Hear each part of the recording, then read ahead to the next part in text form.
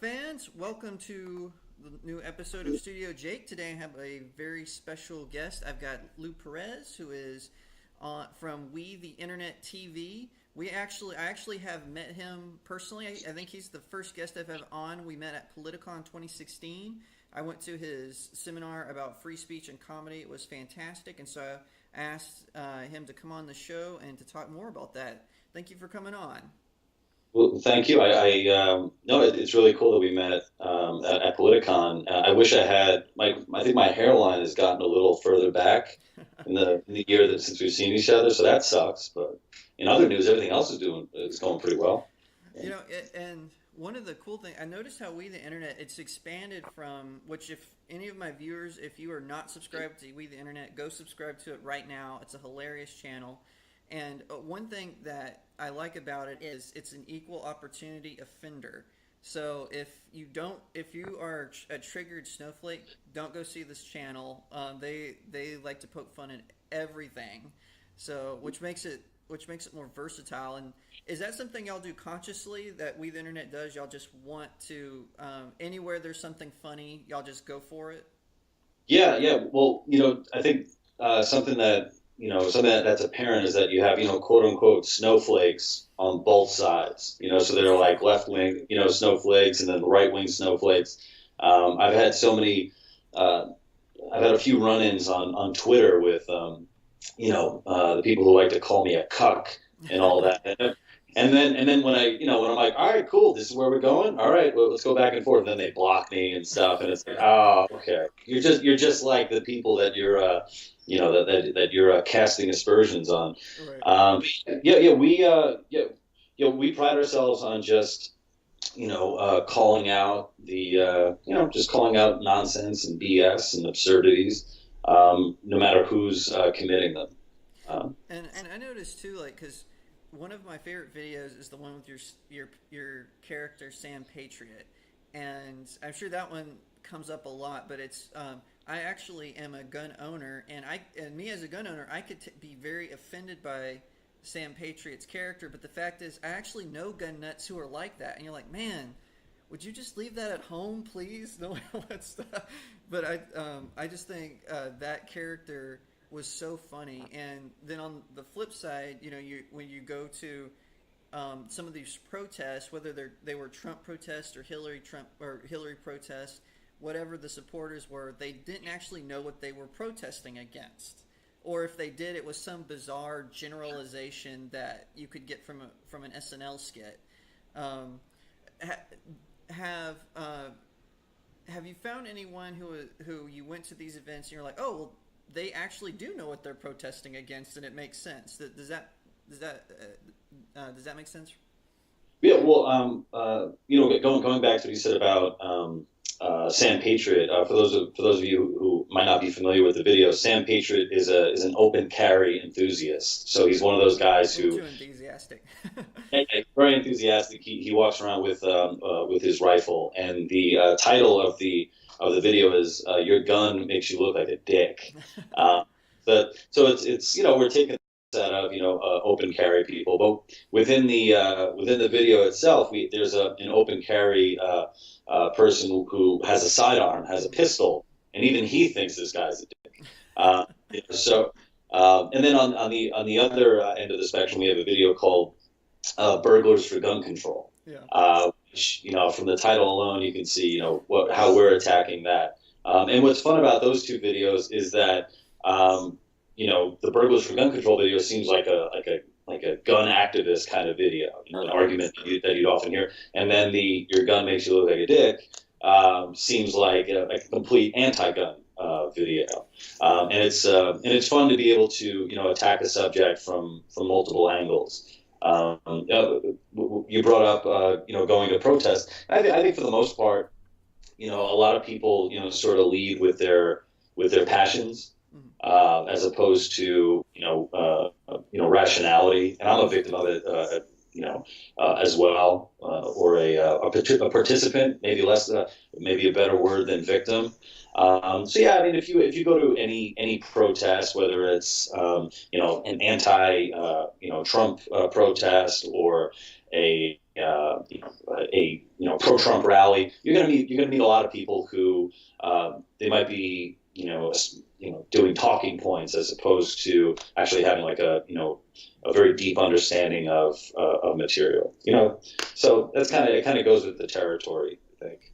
And now, We the Internet is known as primarily a comedy channel, but you've actually done two serious, Yeah. not even skits, you've done two short documentaries about how university campuses are doing speech codes and they're basically trying to censor people. Where did some of the ideas for both those documentaries come from? Yeah, if there's one subject that is really close to the heart for us and something that we are constantly actively pushing, it's the subject of free speech. We would not be able to do what we do without that incredible power, that right, to free speech, and a lot of our viewership are in the, I guess, like millennials, you might call them. And what we're finding is that a lot of college students, people of that age, um, are kind of in these on these universities where speech is not given the respect that it deserves. And you have groups like FIRE, the Foundation for Individual Rights and Education, who are constantly fighting battles on campus to protect students' rights.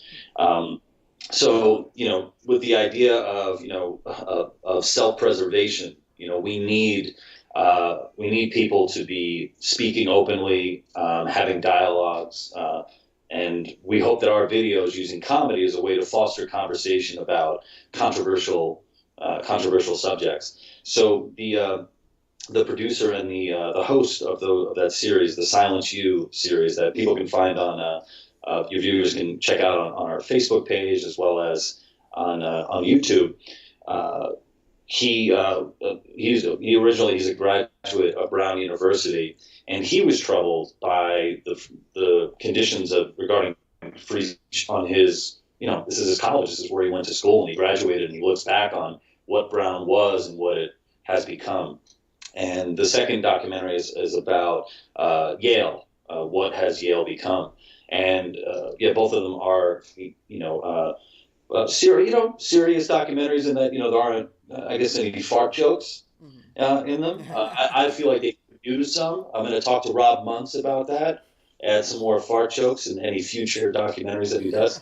But no, it's a great way to highlight what's going on these campuses. I mean, these are some of the best minds of our country, the young minds that are going there, and It's true because even I watched a documentary recently about Bill Buckley, and it was Yale had him and James Baldwin, two totally opposite ends of the political spectrum.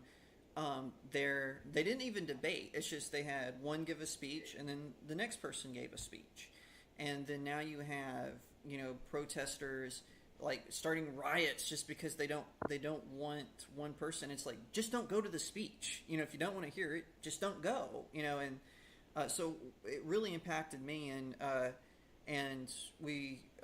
I believe my managing editor, he actually, when the part two first came out, because I had watched part one when it first came out. When part two came out, my managing editor at Conservative News, he was like, "Hey, I got an email from someone at We the Internet, and I really wanted to write a story about that." When I watched it, I was just blown away because of what I remember, because I always thought I went to Lamar University, which is not a prestigious school at all, and I always thought, man, I wonder what it had been if I had studied journalism at like Yale and Harvard. But now I'm kind of like, well, maybe the the small town hick university was worth it after all. But anyway, right.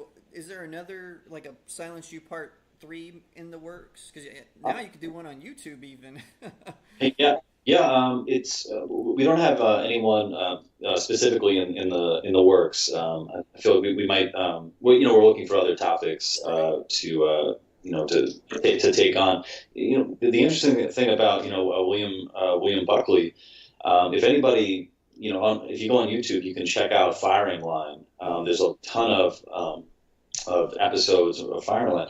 And yeah, it used to be, William Buckley, and a very interesting guest would be on. He had, I believe it's Huey P. Newton, who was a Black Panther. He was a guest on the show. He's had, quote unquote radical. Had Muhammad Ali on? Yeah, which I actually read part of the interview that he had. I don't know why I read it. I could have watched it, but I read it. They're all on And YouTube. yeah, these the meetings of different minds of Mm-hmm. people who have a very different view of the world, and it's so important to be having those conversations. So and especially if you bring up like James Baldwin, you're talking about tumultuous times, Yeah. and civil rights movements and blood in the streets and all that, and Right. comparing that to what we have now, and it's like if in that time we could have, people were able to talk, or at least the goal was to talk and share our common humanity. There's Mm-hmm. no reason why we can't be doing it now. Yeah, and then you see things like what happened at Middlebury College, Mm-hmm. where think with Charles Murray there, and yeah, it is scary, kind of going back to the idea, well, the question you had about going to these protests, like how much do these protesters actually know? Like, I doubt anyone at Middlebury that protest, I doubt any of those students actually read the bell curve. Yeah. I haven't read the bell curve. No, I haven't either. I made it a goal. I'm like, oh, I'm actually going to read the bell curve and any critical works about it that I can get my hands on. It turns out the bell curve's like 800 pages, and I'm like, oh man, They took maybe one line out of context that he yeah, wrote. or whatever. Maybe it is easier just to go to the protest without actually reading the book. Right. But that's a challenge. At some point, I'm going to actually read the book. Yeah, Um, it's not like, it's if you have someone like, say, David Duke. Okay, mhm, yes, let's protest this guy because it's not just about, he wrote, if you want to go, because obviously he's a racist, a white nationalist, and all this. So yeah, let's go protest this guy. But it's, Charles Murray. He wrote an academic work, or forget him. Say Gore Vidal was still alive. It's like, mhm. you want to. I wouldn't go to a Gore Vidal protest because I thought that his history books were nonsense. I would just go, oh well, I don't think Gore Vidal was right about whatever. He wrote these history books. They're not very good. I think so. I might think that. I've never read them. They could be fantastic, but I wouldn't want to protest him to the point where I want to run him off the campus. It's ridiculous. Well, I think something we need to make clear is that protesting is a good thing, and Yes. protesting is something that should be supported. The problem is when protesting turns into assault or Right, complete. and that's what I meant. Oh, That's yeah, yeah, or complete, shouting down. There's footage of a Canadian professor, his name Jordan Peterson, oh yeah, I saw and that video.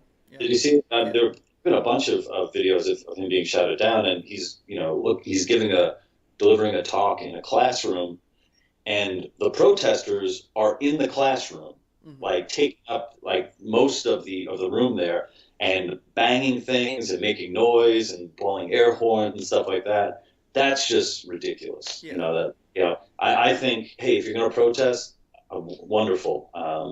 That's great that you're protesting, but pulling fire alarms, right. shouting down people, literally making so much noise that the talk can't continue or the debate can't happen.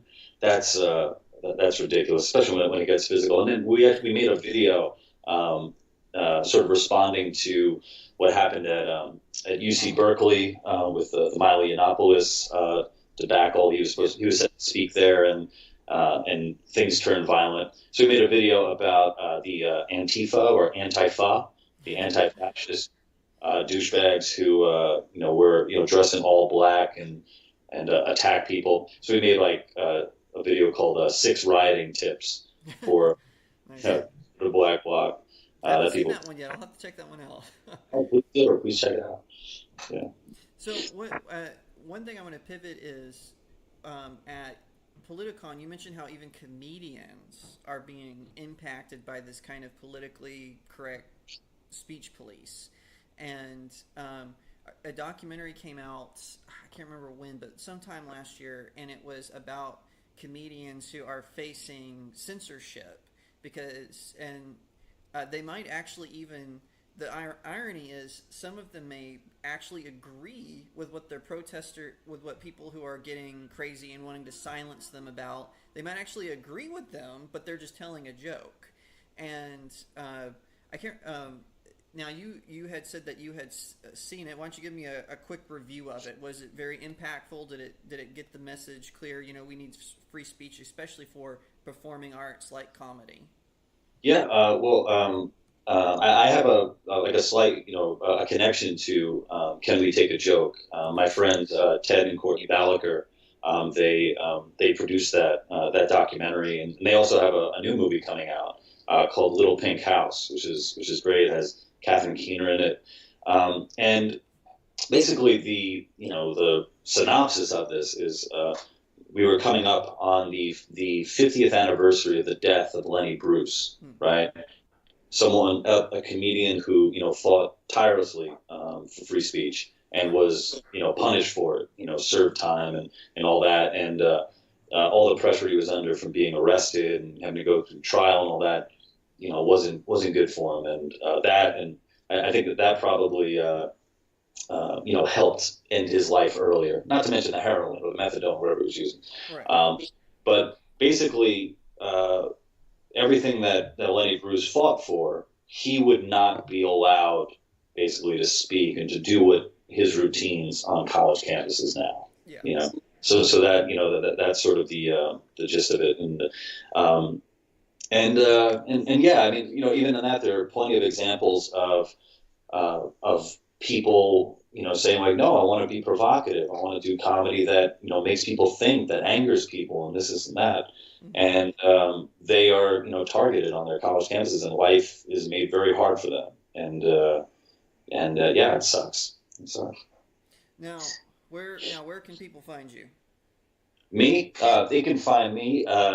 Well, they can see me in new videos every week over at We the Internet TV on Facebook and YouTube. We're also nominated for a Webby Award. I don't know if you guys are familiar with that, but it's like I'm told it's like the Oscars of the web, except there is no sad in memoriam section, which is nice. With a living person. Yeah. So yeah, people can check us out there, and then you can check me out on Twitter, Lou on the Subway, or Lou Perez on Facebook and whatnot. Yeah. Well, cool. Thank you so much for being a part of us and joining us. And we have now for all you watching, be sure to like and subscribe and share this video.